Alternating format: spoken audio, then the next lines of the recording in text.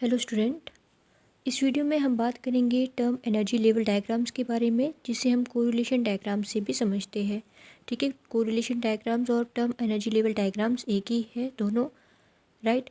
तो फर्स्टली तो ये जो आपके पास टॉपिक है ये रहेगा आपके पास inorganic chemistry MSc second sem का कोर्स है जो आपका उसमें, ठीक है, यूनिट नंबर 4 आपके पास है, जैसे कि आप देख रहे हो, ठीक है ना।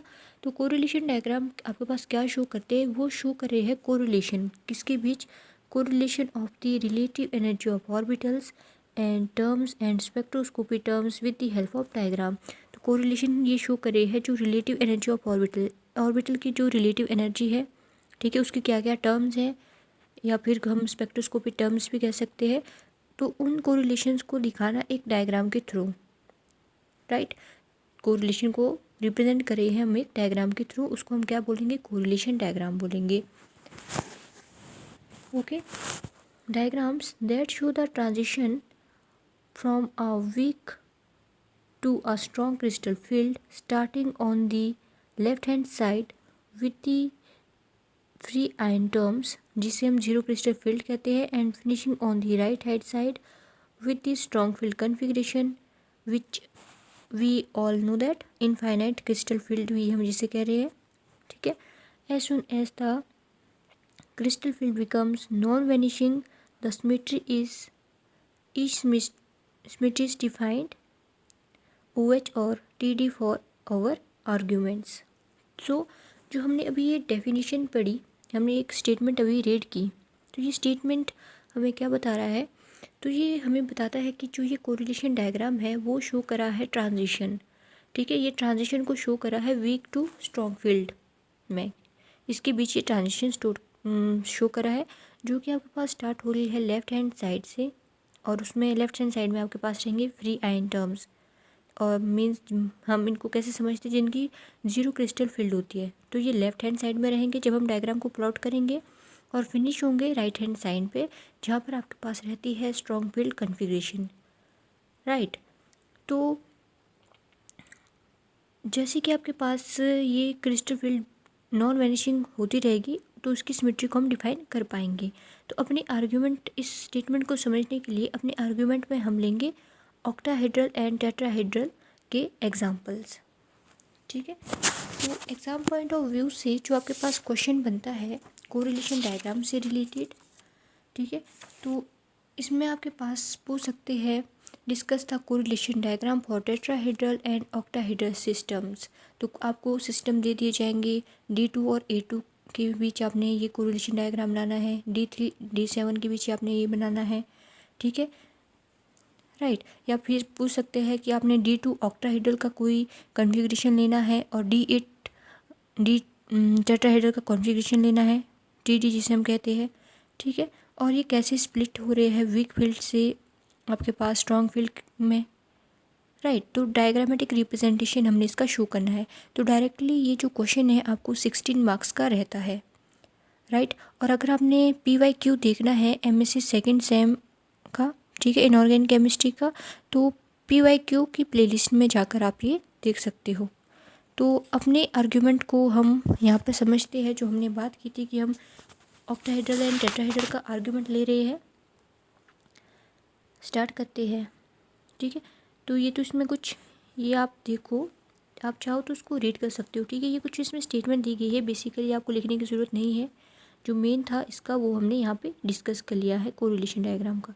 अगर आपको ये भी लिखनी है तो आप देख सकते हैं, ठीक है, कोई प्रॉब्लम नहीं है उसमें, राइट।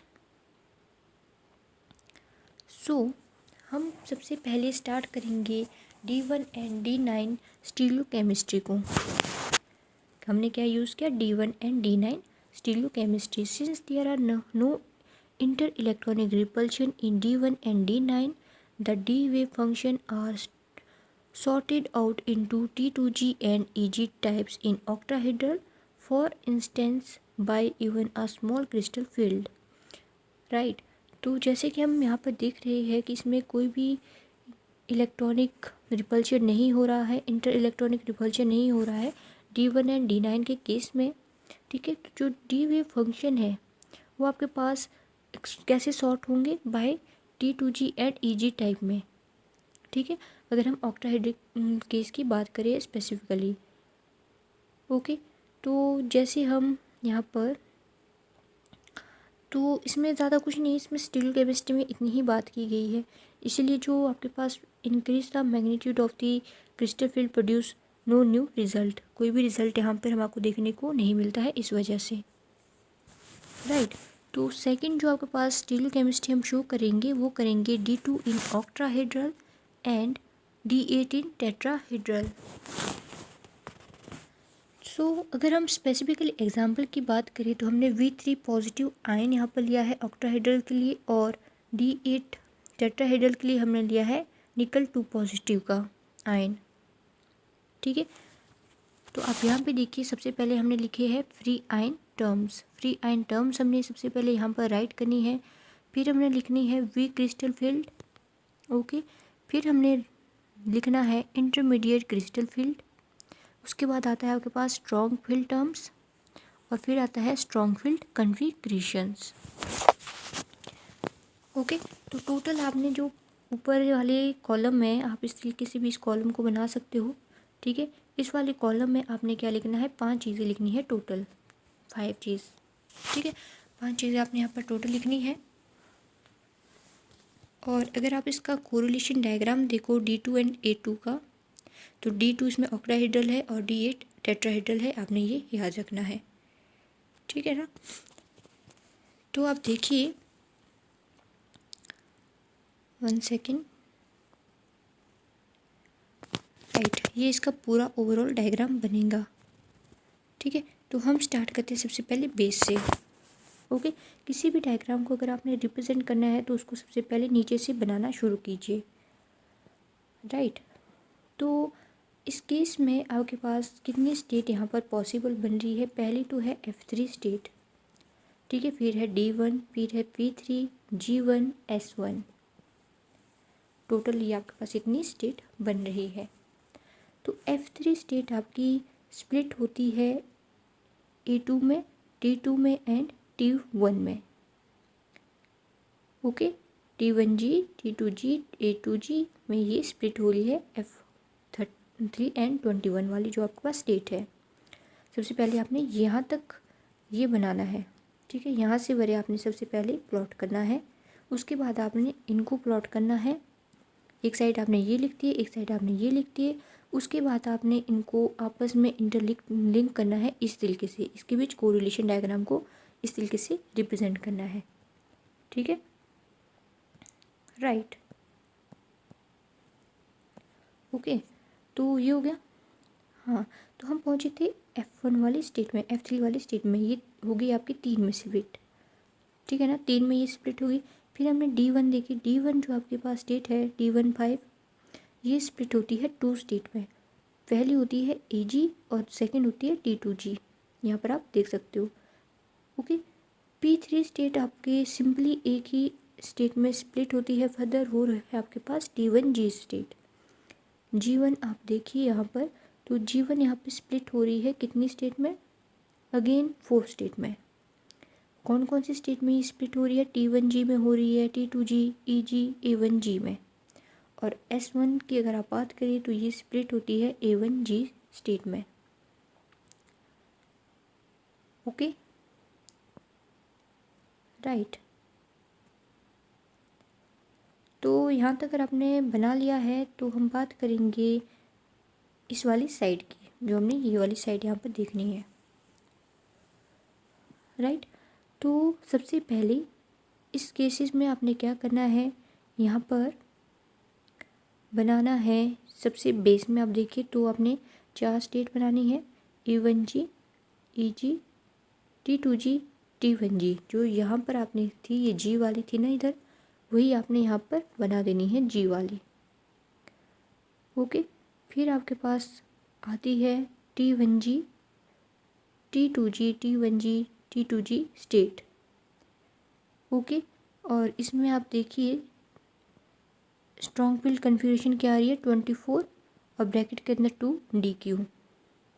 और फर्स्ट में आपने क्या करना है, 3 स्टेट बनानी है, A1G, EG, A2G, ठीक है। और यहाँ पर इसकी लिख देनी है strong field configuration. Most important जो इसका पार्ट है उसमें आप क्या करोगे, उसमें आपने करना क्या है कि A1G को मिलाना है A1G से, ठीक है। और इस यहाँ पर आप देखिए ये वाला G हमने लिया था तो ये वाला G हमने यहाँ पर नीचे लिया है, ठीक है, सबसे लास्ट में लिया है। तो इस A1G को हम कहाँ मिलाएंगे, इस A1G से। तो हम मिलाएंगे इसको इस तरीके से डायरेक्ट A1G से, ठीक है। EG की बात करें तो EG डायरेक्ट आपका यहाँ पर मिल जाएगा AG से। T2G की बात करें तो T2G आपका मिल जाएगा यहाँ को, इधर दिया है आपके पास T2G। एंड T1G आपके पास T1G से लिंक हो जाएगा, T1G से, ठीक है। EG की बात करें, EG आपके पास EG में कोरिलेशन डायग्राम बना रहा है अपना। T2G आपके पास T2G में लिंक हो जाएगा। T2G यहाँ पर वाला है जो ये जाएगा इधर, A2G जाएगा आपका यहाँ को और T1G जाएगा आपका यहाँ को, ठीक है। तो ये जो हमने अभी रिप्रेजेंटेशन की ये क्या है, इंटरमीडिएट क्रिस्टल फील्ड, हम यहाँ पे इसको आपस में लिंक कर रहे हैं। तो ये हो गया आपके पास D2 एंड D8 का केस, okay right. For this two configuration the ground state remains T13G for any strength of the crystal field. तो इसके लिए आपके पास जो टर्म्स ग्राउंड टर्म है वो क्या है, 3T1G है, ओके। पहले केस में आप देखिए हमने क्या लिया था, D2 हमने लिया था ऑक्टाहेड्रल के लिए, ठीक है। अब हम इसी को फर्दर करेंगे, हमने D2 लेना है टेट्राहेड्रल के लिए, ये टेट्राहेड्रल के लिए लिया हमने, TD यहाँ पर आएगा। ये हम ऑक्टाहेड्रल के लिए लेंगे, ऑक्टाहेड्रल यहाँ पर आएगा, ठीक है। यहाँ पे वीक क्रिस्टल फील्ड है, इसका ध्यान रखना है। यहाँ पे फ्री एंड टर्म है, फिर इंटरमीडिएट क्रिस्टल फील्ड होगी, strong field terms and strong field configurations यहाँ पर रहेगी, ओके। सिमिलरली इस केस में भी क्या होगा, अगेन हम बनाएंगे कोरिलेशन डायग्राम इनके बीच, ओके। तो इसको हम शो करते हैं, ये देखिए सबसे पहले इसमें अगेन आपके पास 5 स्टेट रहेगी, F3 D1 P3 G1 S1। तो आपने इसको तो लर्न ही रखना है कि इसमें आपके पास 5 स्टेट्स रहने वाली है, ठीक है। तो आपको पता है जो F3 होती है वो 3 में स्प्लिट होती है, D1 आपकी 2 में स्प्लिट होती है, P 1 में, G 4 में, S 1 में। ये आपने दिमाग में रखना है, ठीक है। अब आप देखिए जो हमने पिछले वाला केस किया था जो D2 ऑक्टाहेड्रल के लिए, हम इसमें करें D2 टेट्राहेड्रल के लिए। तो उसमें जो ये वाली टर्म्स थी ये सबसे नीचे लिखी गई थी यहाँ पर, और ये जो बीच वाली टर्म्स है ये सेम थी, इसमें भी सेम है और उस केस में भी सेम थी, तो ये तो रहेगी एज इट। और जो यहाँ पर टर्म लिखी थी हमने ऊपर वो आगे नीचे बेस में, ठीक है। सिंपली आपको ये माइंड में रखना पड़ेगा। फिर हम क्या करेंगे, इसको अगेन हम इसको आपस में कोरिलेट करेंगे। इसको हमने मिलाना है इससे, T1G को हमने T1G से मिलाना है, ठीक है। जैसे कि आप यहाँ पे देख सकते हो डायग्राम में हमने रिप्रेजेंट किया है अच्छे से, ठीक है। EG को EG से मिला लिया, T1G को T1G से, T2G को T2G से मिला दिया, A1G को हमने A1G से मिलाना है, T1G को T1G से, T2G को T2G से, ठीक है। और जो आपके पास EG है उसको EG से मिला दिया, ठीक है ना। तो इस तरीके से उनको लिंक करना है। इसको मैं इरेज कर देती हूँ ताकि आपको कोई दिक्कत ना हो इसको देखने में, ठीक है। तो आप इसको अच्छे से यहाँ से बना लीजिए, ओके। तो ये तो हमने 2 स्टीरियोकेमिस्ट्री की बात कर ली।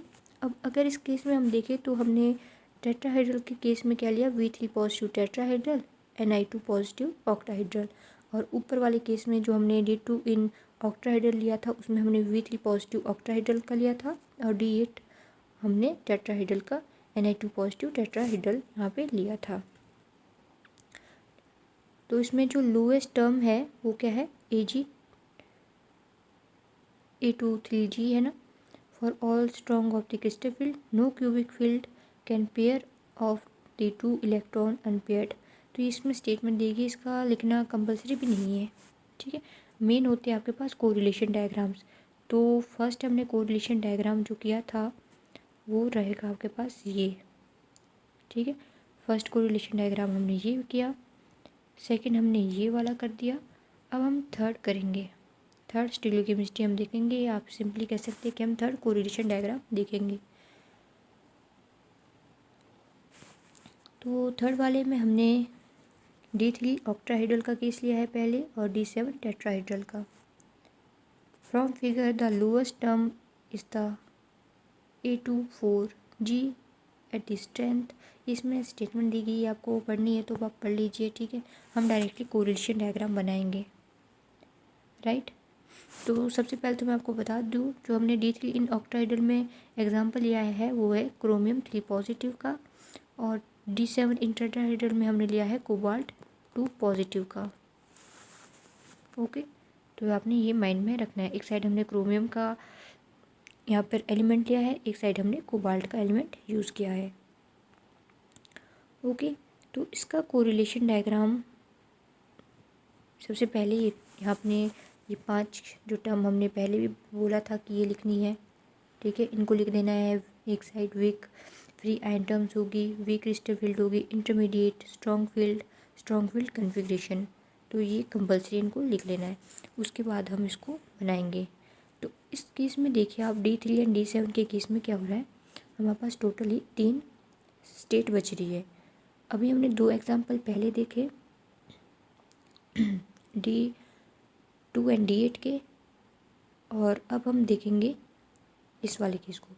तो उन दोनों एग्जाम्पल में क्या सिमिलरिटी थी कि वो दोनों थोड़े थोड़े डिफ़र कर रहे थे जब वो कोरिलेशन डायग्राम बना रहे हैं, ठीक है। बट ये वाला केस इससे थोड़ा उल्टा है, क्योंकि इसमें टोटली कितनी स्टेट है आपके पास, 3। कौन कौन सी है वो, FPG, ठीक है, F4 P4 G2। ओके, तो F4 आपकी स्प्लिट होगी 3 में, P होगी 1 में, G होगी 4। जैसे आपने अभी 2 प्रीवियस हमारे पास एग्जांपल थे उसमें भी देखा कि F आपका 3 में स्प्लिट होता है, P 1 में और G 4 में, ठीक है। ये तो इसकी कन्फिग्रेशन लिखी गई है, F4 कन्फिग्रेशन लिखा गया है, P4 कन्फिग्रेशन। तो आपने इसमें कंफ्यूज नहीं होना है कि यहाँ पर F4 है अगर, तो हमारे पास हमने इसको 4 में स्प्लिट करना है, नो।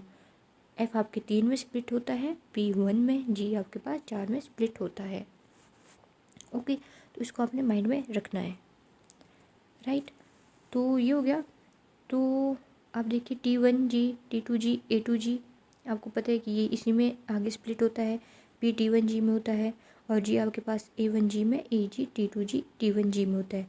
हाँ, एक बात और, कंपलसरी नहीं है कि जैसे आपने यहाँ पर लिखा सबसे पहले A2G T2G T1G, ठीक है, यहाँ पर लिखा T1G T1G, तो ये ज़रूरी नहीं हो सकता है यहाँ पर आपके पास T1G आ जाए यहाँ पर, ठीक है, यहाँ पर आपके पास EG आ जाए, यहाँ पर A1G आ जाए। तो वो डिपेंड करता है कि आपने कौन सा एग्जाम्पल लिया। जैसे हमने यहाँ पे कोबाल्ट एंड कॉपर का एग्जाम्पल लिया है, तो ये टोटली इसी के ऊपर डिपेंड करेगा, ठीक है। तो इसमें कंफ्यूज नहीं होना है कि ऐसा करना है कुछ। ओके, ये हो गया।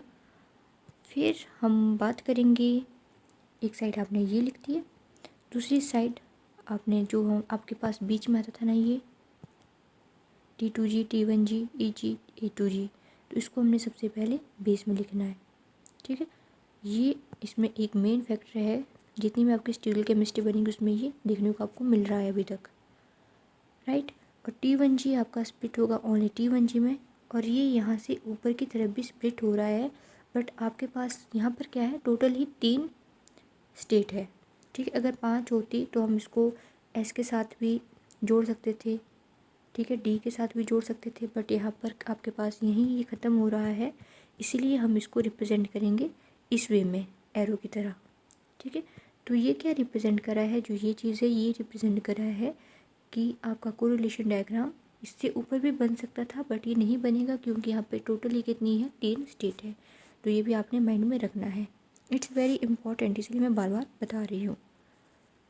ओके, और बीच में आपने A1G, T2G, T1G स्टेट को लिखना है और सिंपली आपको पता है इसके बाद क्या करना है, हमने इनको आपस में कोरिलेट करना है। जैसे A1G को A1G से मिला दिया, सिमिलरली जैसे हमने अभी तक किया। ठीक है, तो इसको करने का कोई फ़ायदा नहीं है, आपको समझ में आ गया होगा। ओके, मैं आपको इसलिए नहीं करके बता रही हूँ क्योंकि ये आपके पास इसमें ताकि कन्फ्यूज़न ना हो, ये जो डायग्राम है कोरिलेशन डायग्राम, ये आपको अच्छे से दिख जाए। ओके, तो ये सिंपल है, आप इसको देख लीजिए आपने यहाँ पर किसको किसके साथ लिंक किया है। ओके, अभी हमने पढ़ा था केस D3 ऑक्टाहेड्रल का और D7 टेट्राहेड्रल का। अब आपके पास क्या आ गया, D3 टेट्राहेड्रल के लिए और D7 ऑक्टाहेड्रल के लिए। ओके, तो इसमें हम भी डायरेक्टली, आप चाहो तो उसको लिख लीजिए, मैं आपको पहले भी बोल रही हूँ, आपको लिखना है तो आप लिख दीजिए। ठीक है, हम डायरेक्टली करेंगे कोरिलेशन डायग्राम कि कैसे बन रहे हैं एक्चुअल में। तो ये प्लेन फॉर्म, प्लेनटम होगी, वी crystal field, intermediate crystal field, ये आपने लिखने ही लिखने हैं। ठीक है, स्ट्रॉन्ग फील्ड टर्म्स क्या है, स्ट्रॉन्ग फील्ड कन्फिगरेशन इसमें क्या बन रही है। ओके, तो ऑब्वियसली हमारे को मालूम है कि हमारे पास 3 स्टेट है, सिमिलरली इसमें कोई चेंजेस नहीं आएंगे और ये कैसे स्प्लिट हो रही है ये भी आपको पता है। ओके, अब आप यहाँ देखिए, जैसे मैंने आपको बोला था ना कि कंपलसरी नहीं है कि ये जो है ये आपके पास सेम रहे, ये डिफ़र हो सकती है। पहला पॉइंट तो आपने ये माइंड में रखना है, मैं आपको बता देती हूँ अभी, एक सेकेंड। यहाँ पे देखिए, यहाँ पे सबसे पहले AG है, फिर T2G है, फिर T1G है, फिर A2G है। अब आप इस वाले केस को देखिए, यहाँ पर सबसे पहले क्या था, AG था। ठीक है, यही बात मैंने आपको पहले भी बताई थी कि कंपलसरी नहीं है कि इसी तरीके से सेट होगा। ओके, यहाँ पे AG है, फिर A1G है, फिर EG है, फिर T2G है। और इस वाले केस में देखिए आप, यहाँ पर क्या है, EG पहले आ रहा है। ओके, राइट, तो इसका भी आपने कोरिलेशन डायग्राम इसी वे में बनाना है। और जो पिछले वाला केस आपने देखा था वहाँ पे ये जो स्टेट्स थी ये सबसे बेस में थी, बट इस वाले केस में ये बीच में लिखी गई है। उसके बाद कुछ नहीं करना है, इनको आपस में कोरिलेट करना है। ठीक है, ईजी है। अब हम बात करेंगे D4 octahedral and D6 tetrahedral के बारे में। बस थोड़ा सा रह गया, इसका पोर्शन करवा ही देते हैं आपको। ठीक है, तो ये आप देख लीजिए, यहाँ पर अगर आपको लिखना है तो आप लिख सकते हैं। ओके, हम डायरेक्टली बात करेंगे इसके बारे में, राइट। इसके बारे में बात करें है, free ion term, weak crystal field, intermediate crystal field, strong field and electronic configuration, strong field configuration जिसे हम कहते हैं। Okay, very interesting. जब आपके पास D4 का केस आ रहा है, राइट, D4 का केस आ रहा है तो इसमें आपके पास 2 स्टेट आती है। अभी तक हम पढ़ रहे थे 5 स्टेट, फिर हमने पढ़ी 3 स्टेट D3 के केस में। D4 के केस में आप देखिए एक न्यू स्टेट हम यहाँ पे देख रहे हैं H3। कौन सी स्टेट हम देख रहे हैं, हम देख रहे हैं H3 स्टेट यहाँ पर। ठीक है, दिख रहा है ना आपको, H3 हम यहाँ पर एक न्यू स्टेट देख रहे हैं। अभी तक हमने देखी थी जी 4 में स्प्लिट हो रही थी, पर जो H है ये भी 4 ही में स्प्लिट होगी। ठीक है, ओके, बट इसमें A1G के बजाय आपके पास आता है T1G यहाँ पर। ठीक है, तो इसमें कंफ्यूज नहीं होना है कि A1G यहाँ पर आपने सोच दिया कि यहाँ पर A1G है, नो, यहाँ पर T1G ही है, इसमें कोई भी गलती नहीं की गई है। ठीक है ना, तो इसमें कंफ्यूज नहीं होना है। ओके, ये हो गया H3। तो हमने D4 in octahedral and D8 in tetrahedral में एग्जांपल ये है Mn3 positive and Cr2 positive भी आप ले सकते हो। और टेट्राहेड्रल के केस में हमने लिया है Fe2 पॉजिटिव एग्जांपल। ओके, तो H3 हमारे पास 4 इसमें स्प्लिट हो गया। D आपके पास पता है कि 2 में स्प्लिट होता है, किस किस में, EG एंड T2G में। और वन थिंग, ये जो हमने 9, 6, 9, 9, 15, 10 लिखा है ये भी कंपलसरी है, ठीक है। इस साइड भी है जो 9, 3, 2, 1, 9, 6, 15, ये आपके कोरिलेशन डायग्राम में बहुत ही ज़्यादा इम्पॉर्टेंट है, तो आपको ये भी माइंड में रखना है। ऐसा नहीं कि आपने खाली ये कोरिलेशन डायग्राम बना दिया और इसका आपने कुछ नहीं किया, नो, इसको आपने लिखना ही है। ओके, तो इसको आपने एक बार माइंड में रख लेना है, इसमें कंफ्यूज मत होना। ओके, ये हो गया। बाकी तो आपको पता ही है, इस साइड हमने लिख दिया T1G, T2G, EG, A1G same, ठीक है। ये हमने G वाली यहाँ पर स्टेट लिख दी, राइट, और यहाँ पर EG, T2G, T2G, EG state लिख दी, और इनको आपस में कोरिलेट किया। जो आपके पास मिल रहा है उनको मिला दो, जो नहीं मिल रहा है उसको इस तरीके से ऊपर की तरफ रख दो, कोई दिक्कत नहीं है, क्योंकि डायग्राम ही इतना बनेगा। ओके, ये हम खुद से नहीं कर रहे हैं, ये हमारे पास प्रूफ है कि ये इसी तरीके का डायग्राम बनता है। ओके, अगेन आपके पास हमने अभी ऑक्टाहाइड्रल का केस देखा, अब हम टेट्राहाइड्रल और ऑक्टाहाइड्रल के केस यहाँ पर देखेंगे, ठीक है। D4 टेट्राहाइड्रल और D6 ऑक्टाहाइड्रल, ठीक है, ये आपने लिख लेना है। यहाँ पर आपके पास फ्री आयन आएंगे, वीक फील्ड आएगी, इंटरमीडिएट होगी, स्ट्रॉन्ग फील्ड कन्फिग्रेशन होगी, वही आपने यहाँ पर लिखना है। वेरी इंटरेस्टिंग, इसमें क्या हो रहा है, यहाँ पे एक स्टेट और आ गई I1, ठीक है। अभी हमारे पास H थी, D थी, और इस वाले केस में आपने लिखनी है I, ठीक है, I लिखनी है। और अगेन T1G, T2G, T1G, ये आपके पास एक कॉमन फैक्टर है, ये आपके पास सेम रहता है सब में। अभी तक आपने जितने भी कोरिलेशन डायग्राम ड्रॉ किए उससे आपको ये बात समझ में आ ही गई होगी कि ये वाले साइड के जो ये आपको दिख रहा है ये सेम रहेगा, ठीक है। और जैसे कि हमने पहले भी बोला था T1G, EG, T2G, T1G, यहाँ पर A1G नहीं होगा, ये भी आपने दिमाग में रखना है, ठीक है। बट सिंपली है, इसके बाद आपने इसको जो मिल रहा है उनको मिलाना है, जो नहीं मिल रहा है उनको इस तरीके से ऊपर की डायरेक्शन में रख देना है। ओके, आई थिंक ये लास्ट ही है आपके पास D5 ऑक्टाहाइड्रल एंड टेट्राहाइड्रल, ठीक है। ये सिंपली लास्ट ही हमारे पास कोरिलेशन डायग्राम बनता है, और इसके चांसेस भी कमी है कि आता है, बट फिर भी आपने कर लेना है, क्योंकि कई बार होता है एग्जामिनर हट के क्वेश्चन देता है आपको एग्ज़ाम में, ठीक है। तो ऐसा नहीं करना है कि ये इंपॉर्टेंट नहीं है तो नहीं करेंगे हम इसको भी एक बार कर लेना है। सिंपल सा है, छोटा सा है, कुछ ज़्यादा दिक्कत नहीं है इसमें, ठीक है। इसको हम इजी में बना सकते हैं। In this configuration increases crystal field strength, result in the ground term changing from A1G to T2G, Fe3 and Mn2 positive in octahedral compound are each known as both spin-free, spin-paired species. तो similarly D5 पहले हम देखिए हमने क्या किया, D2 D8 का correlation diagram बनाया, ठीक है। दोनों केसेस में हमने देखा, एक साइड हमने टेट्राहाइड्रल लिया, एक साइड हमने ऑक्टाहाइड्रल लिया, फिर D3 D7 के केस में ही हमने देखे, ठीक है। उसी तरीके से हम सारे केस देख रहे थे, D4 D6 भी हमने देख लिया। अब यहाँ पे आप दिमाग लगाइए, यहाँ पर क्या एक अलग चीज़ हुई, यहाँ पर हुई कि D5 आपके पास अकेला ही है, इसके साथ कोई भी नहीं है, जैसे D10 हो गया, ऐसा इसके साथ कोई केस नहीं है, ठीक है। ऑक्टाहाइड्रल टेट्राहाइड्रल दोनों के लिए हमने बनाना है, तो हमने एक साइड क्या किया, ऑक्टाहाइड्रल की स्टेट लिख दी, एक साइड हमने टेट्राहाइड्रल की लिख दी। ओके, तो इसमें हम कितनी स्टेट लेंगे, 5। ओके, एस ली हमने GDPI। अब आप देखिए यहाँ पर हमारे पास होती थी सबसे पहले नीचे F, बट ये केस भी थोड़ा अलग है, तो यहाँ पर सबसे पहले है SGDPI। ओके, एस आपको पता है 1 में स्प्लिट होगी, जी आपको पता है 4 में, D2 और P आपके 1 में, और I आपके 2 में स्प्लिट होगी, ठीक है।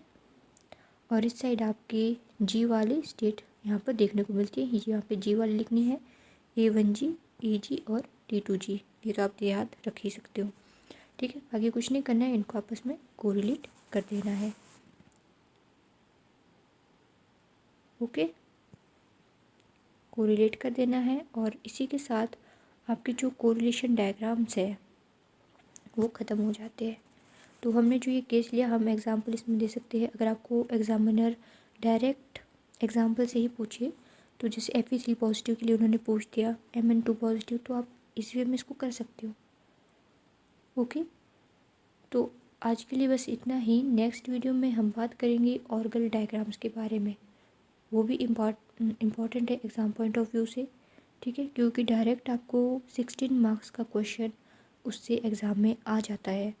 16 का नहीं हुआ तो 8 मार्क्स का तो आपके पास वहाँ से आएगा ही आएगा। और आपको अच्छे से मालूम है कि एक यूनिट से आपको कितने नंबर का आता है, 16 ही नंबर का आता है, ठीक है ना। तो 8 नंबर आप पक्के कर लीजिए, कोई दिक्कत नहीं है। Okay, so thanks for watching.